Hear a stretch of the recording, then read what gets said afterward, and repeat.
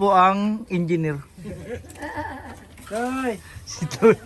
Si Lolo po ang engineer. Oh, ilang patong na lang po yan, Tatay Rod? Maalis naman po kami. Mas mabuti na rin kung umalis kami dito. Kaysa po sa lagi nyo lang kami pagtabuyan. Nasasaktan lang po kung bakit iniwan kami. Mas pinagpalit pa po kami.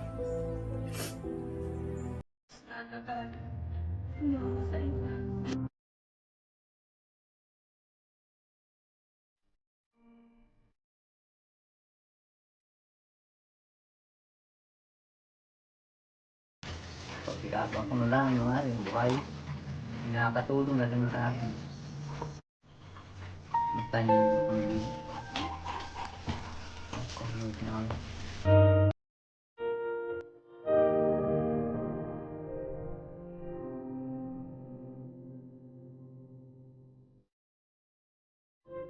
Isang araw pa rin na sintado araw. Halos matapos. Oo. Parang maubungan na. Ito na nga po yung sinasabi nating ulan po ng ulan. Malapit na yan. Malapit na po. Malapit ng bagyuhin. Kaya nga po, binibilisan po ng trabaho ni na Sir Foreman. Tsaka si Sir Joel, si Tatay Rod. Si Tatay Rod siya po nagpipinish nitong naglalagay ng mga hollow blocks dito sa CR. Ito na po yung CR nila. Hoy! Tapos si Lolo po, siya po ang engineer. Hoy! Si Lolo po ang engineer. Engineer ng mga chicks.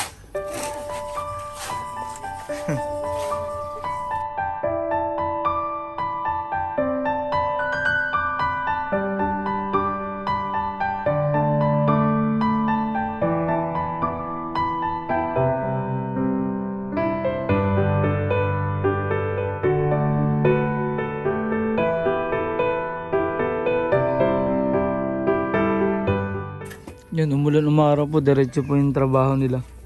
Para po kina Leonard mailigtas sa bagyo. Mahirap na pag may dumating bagyo kung hindi pa ayos po itong bubong. Ito po yung kanilang sala, tapos ito yung kusina. Dito po itatayo yung lababo. Ayan. Ay, tuturo po ni Foreman. Yan, opo. Para hindi takot space. No, naka-L po siya, no? Para yung dining nila, yung lamisa. Oh, dining. Nakapag-canvas na rin po tayo. Marami po salamat kay Miss Norma Ulip. Naku, tinuruan na ng kalokohan ni Angel. Yun daw po yung lamesa na yun ng inuman. Sus, Ginoo. Ay, tubig. Apaka, untik na ako dun. Ayun. Tsaka po nagpapadagdag po si Foreman ng 2x3x8, 10 piraso at 2x2x8, 8 piraso. Kasi wala po silang tungtungan. Dahil ang plano po ito nung una, hindi po simentado hanggang taas. Hardiplex po ang kalahati. Naisip po nung mga mababait nating nagpapaabot po ng pagmamahal na semento na po hanggang taas para matibay po at safe sila. Kasi kung yun nga po half, mahirap kung may malakas na hangin o may mga tumama pang mga sanga ng puno. Ang pinagpatungan po ni na Foreman ay pansamantala ay yung lamesa po. Si Foreman po ang ating sisihin. Lamesa po ni na Leonard ang ginamit. Hindi kasi po biro lang po yun. Kasi ang plano po talaga ay half lang, half na simentado. Natuloy po sa full simento na hanggang taas. Hindi naman namin inakala na kailangan ng patungan dahil pagka maglalagay po kayo ng hollow blocks na yun, ipapatong-patong, kailangan po ng patungan. Kaya bukas po bibili ulit tayo ng mga kagamitan. Hindi rin po nakabili ng pangpako sa bubong, yung umbrella nail, tapos Bulkasil po. Si Leonard naman po hindi muna makatulong-tulong dahil umuulan nga po. Naabutan na po ng buti na po humina. humina yung ambon. Dito tayo kay Tatay Rod, ang master ng mga pagsisemento. Kasi dati po, mga experience ni Tatay Rod, mga paggawa ng mga kalsada. Doon po sa may kanila. Matatapos. Ang bilis mo tapos bubong na lang agad ang kulang. Oo. Ilang patong na lang po yan, Tatay Rod? Yan. Mga 3 patong na lang ho. Ay, ilan pa yung natitira nating semento po dyan? Hollow blocks pala. Ilang na lang po yung hollow blocks? Ilan pa, Utoy, Leonard? Ilan pa kaya yung hollow blocks natin? Wala nang 100. Wala na daw pong 100. Pero tingin mo, Foreman, kasi na kaya yung estimate natin? Sa hollow block, Oo. Yung Abante, Umabante po. Kasi ang balak din una po, parang 2 feet. Parang 2 feet lang po dito. Ay sinakop na po ng 5 feet. Sir, Foreman? 5 feet na kaya makakain. Siguro konti na lang din naman po ang idadagdag na hollow blocks. Parang 100 na lang piraso po.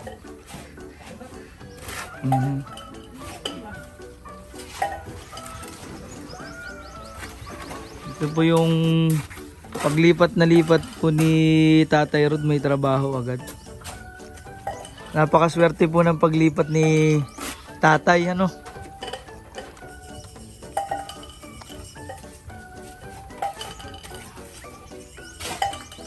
Mag-grocery po sana nga kami ngayon. Ay ito naman sumugod po ang ulan. Kaya hindi na rin po mahirap po kung nakamotor lang po kami basa ng ulan. Mahirap din po magkasakit tayo. Kaya po ay pagka hintay po namin ng tila na medyo mahina na, mag-alas 5 na po, magsasarado na yung mga groceries po dito. Parang yung pa rin po ang allowed hanggang alas 5 lang. Wag mo punuin, Tutoy, hindi na makaya ni Sir. Nararayuman na po yung Foreman. Hindi. Ang dami ko tatanggalin dito. Nung klase. Wala na umakayam na po yung Foreman. Palitan naman natin ito. Huwag nga rin punuin at ma-aksidente si Foreman yan.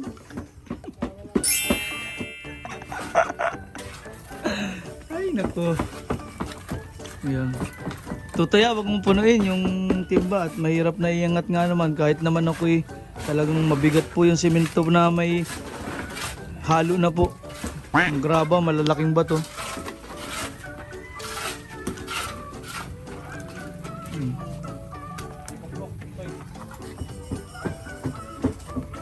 Tatlong patong na lang matatapos na po itong CR.